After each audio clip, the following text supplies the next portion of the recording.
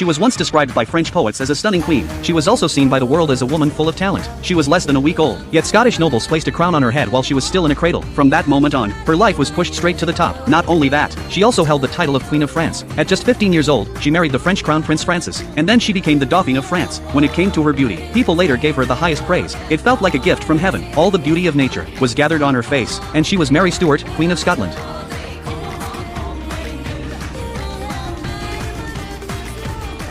Mary's life was full of drama. Love, power, and conspiracy were all woven together into a complex web that controlled her fate. From her childhood, England had been trying to take over Scotland, but she was sent to France at age 5 to marry the French crown prince. This marriage looked like an alliance, but it was meant to protect Scotland. Yet no one expected that Mary would slowly be pulled into one political plot after another. From that point on, she became a tool for nobles fighting for power. So for this queen who lived for love and died for power, what choice could she make? Soon after Mary arrived in France, King Henry II wanted to protect her, so he sent 9-year-old Mary to a remote convent. While living there, she kept waiting to return to the palace, because Scotland could not afford to wait. Luckily, fate finally helped her. An assassination attempt happened, and it gave her the chance to return.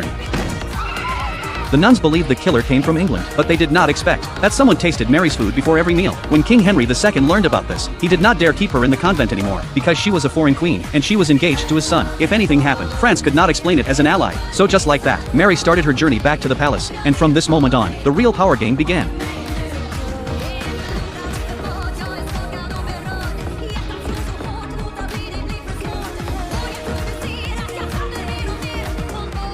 On that day in the palace, all the nobles gathered, including King Henry II and Queen Catherine. They were all there to welcome the Queen of Scotland. No matter what, they had to show respect. When Mary stepped out of the carriage, her close friends rushed toward her. That scene was truly eye-catching. All 4 girls came from powerful Scottish families. With them by her side, Mary would not be alone in court. She smiled with excitement, and quickly asked how they had been. Just as they were talking, suddenly a pair of long legs caught everyone's attention.